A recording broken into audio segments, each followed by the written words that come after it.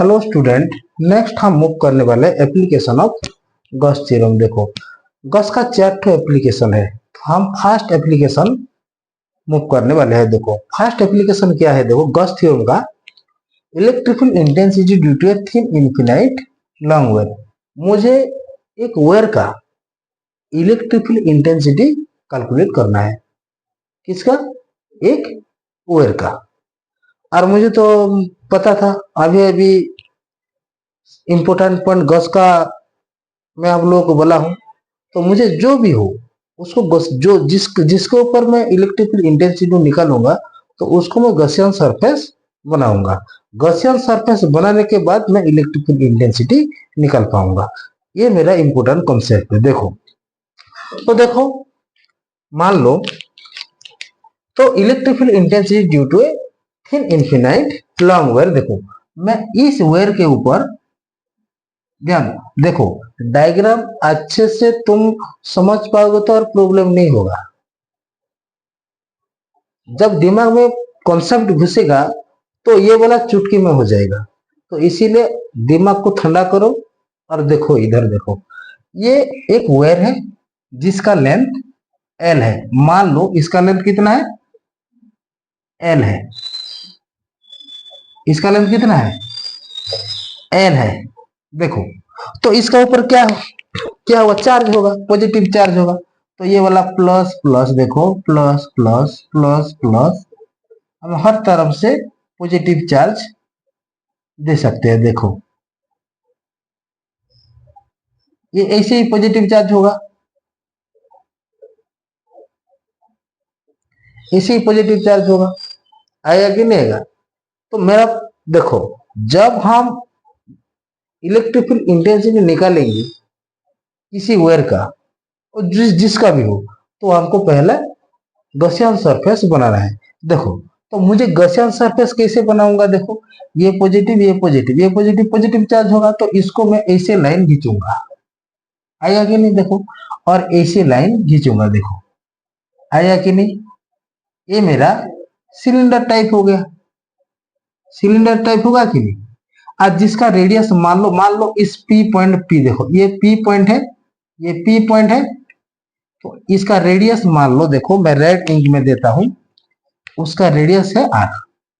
इसका रेडियस क्या है? आर।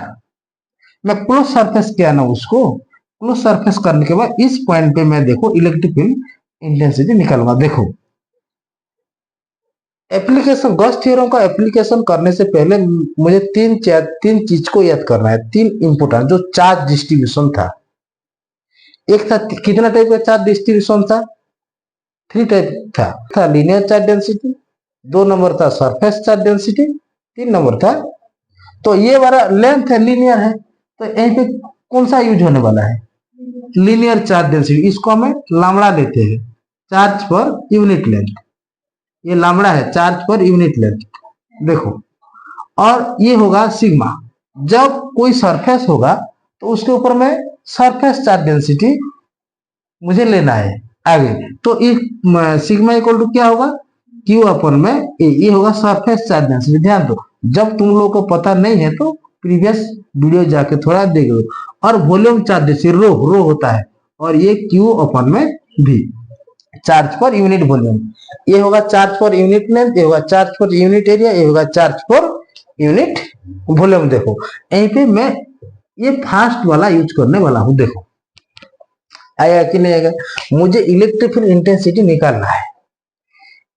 इलेक्ट्रिकल इंटेंसिटी इस थिन इनफिनाइट लॉन्ग वेयर पे, तो मैं कैसे निकालूंगा? देखो, तो मेरा फास्ट मुझे क्या करना है? उसको गॉसियन सरफेस बनाना है।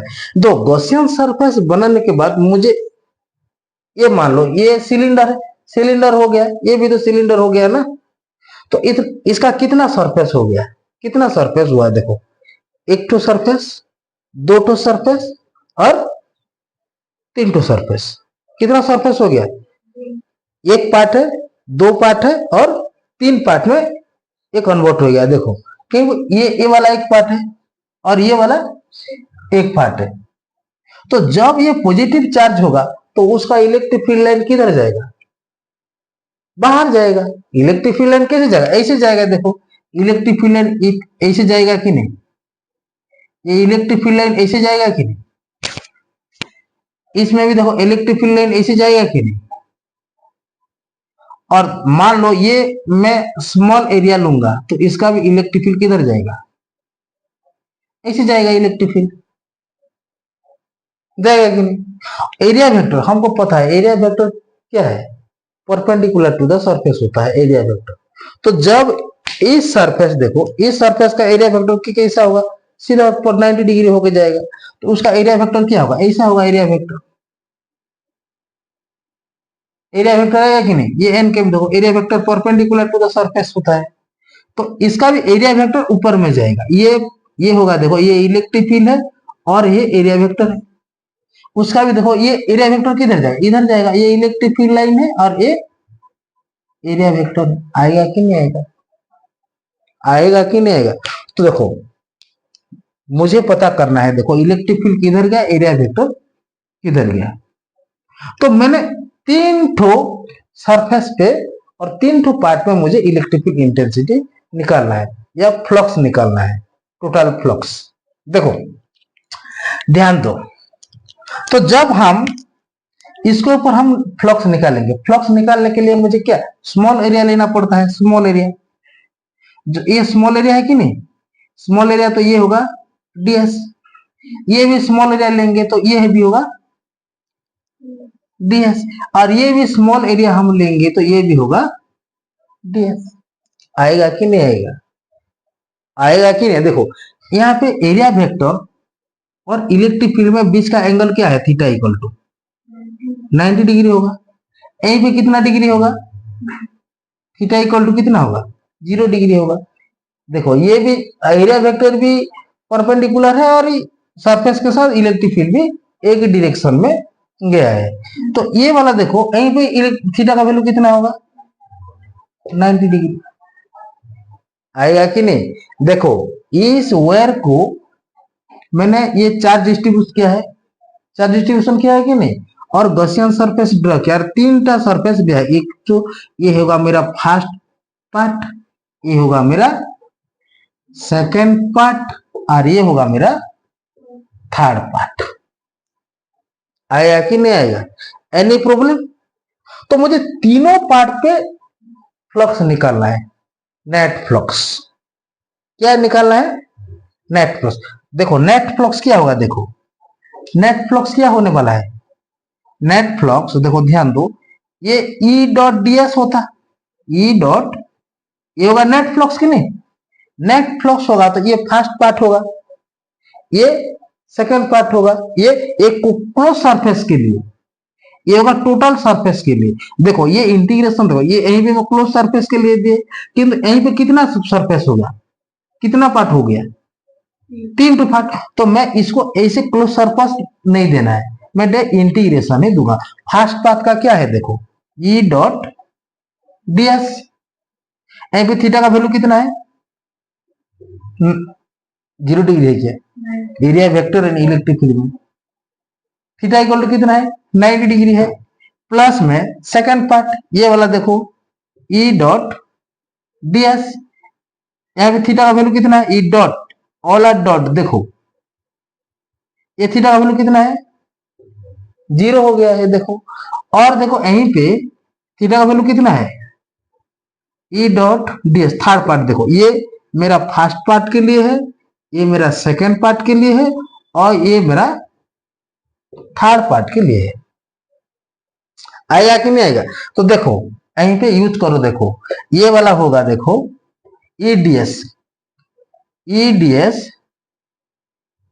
cos 9 डिग्री होगा, ये वाला ई ds cos 0 डिग्री होगा, ई ds cos 9 डिग्री होगा। और cos 9 डिग्री का वैल्यू तुम लोगों को पता है, cos 9 डिग्री वैल्यू क्या होता है, 0 होता है।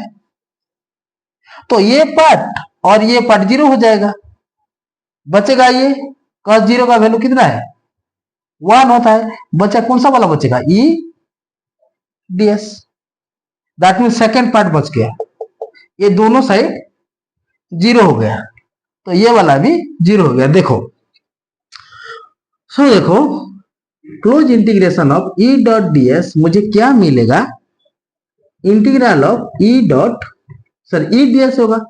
ये cos जीरो का वैल्यू 1 है, तो देखो ई तो मैंने कांस्टेंट है, ई कांस्टेंट होगा, इंटीग्रेशन क्या होगा डीएस। देखो ये कौन सा पार्ट का इंटीग्रेशन है, फर्स्ट पार्ट, सेकंड पार्ट या थर्ड पार्ट, सेकंड पार्ट का है। तो सेकंड पार्ट का इंटीग्रेशन डीएस होने से इस सिलेंडर का सरफेस एरिया आएगा। सिलेंडर का सरफेस एरिया क्या होता है 2 पाई आर एल होता है, इसका लेंथ क्या है एल है, एल है कि नहीं। तो मैं लिख सकता हूं, देखो तो ये हो जाएगा डीएस। देखो डीएक्स का इंटीग्रेशन क्या होगा फॉर सिलेंडर, फॉर सिलेंडर, देखो फॉर सिलेंडर के लिए डीएस क्या होगा 2 पाई आर एल होगा। देखो सरफेस के ऊपर डिपेंड करेगा ये कौन सा सरफेस में हम फ्लक्स निकालते हैं। देखो ध्यान दो, ये जब ये स्फीयर हो जाता तो ये 4 पाई आर स्क्वायर होता। ये क्या है सिलेंडर है, सिलेंडर के लिए मुझे सिलेंडर का सरफेस एरिया क्या है 2 पाई आर एल है। तो देखो मैं यहीं से लिखता हूं close integral of E dot dS equal to में क्या होगा ई 4 पाई सॉरी ई डीएस का 2 पाई आर एल होगा, आर एल होगा कि नहीं। इसको दे दो इक्वेशन 1। कौन सा थ्योरम यूज करने वाले हैं गॉस थ्योरम, कौन सा थ्योरम यूज करने वाले Gauss theorem. Now according to Gauss theorem, Gauss theorem क्या बोला है close integral of E dot dS equal to q upon में एप्सिलॉन नॉट। देखो इस दोनों इक्वेशन को कंपेयर करो, कंपेयर करो, ये भी ई डॉट डीएस ये भी ई डॉट डीएस, तो ये हो गया मेरे को। देखो राइट साइड भी इक्वल होगा, देखो फ्रॉम इक्वेशन 1 एंड इक्वेशन 2 ये क्या होगा E 2 pi r l equal to q upon में एप्सिलॉन नॉट। तो मुझे क्या निकालना है ई निकालना है, ई इक्वल टू क्या होगा E equal to q upon में 2 pi r L epsilon not. देखो तुम लोगों को बताया था ये लैम्बडा इक्वल टू क्या होगा लीनियर चार्ज डेंसिटी होता है, क्यू बाय एल होता है। देखो ये क्यू बाय एल का वैल्यू पे मैं लैम्बडा रख सकता हूं नहीं, तो देखो ये होगा ई इक्वल टू में ये होगा lambda whole by 2 pi r epsilon not.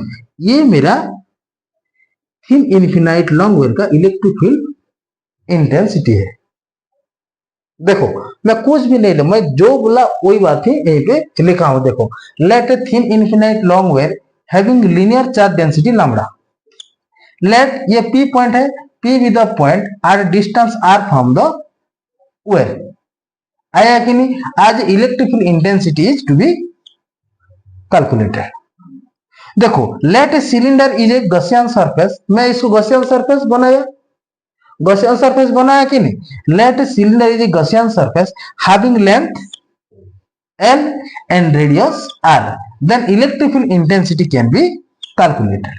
तो ये मेरा इलेक्ट्रिक फील्ड इंटेंसिटी मिल गया। देखो जो भी वेयर है, और एक बार देखो वेयर है उसको ऊपर पॉजिटिव चार्ज होगा, वेयर हो तो सिलेंडर ही होगा गॉसियन सरफेस पे।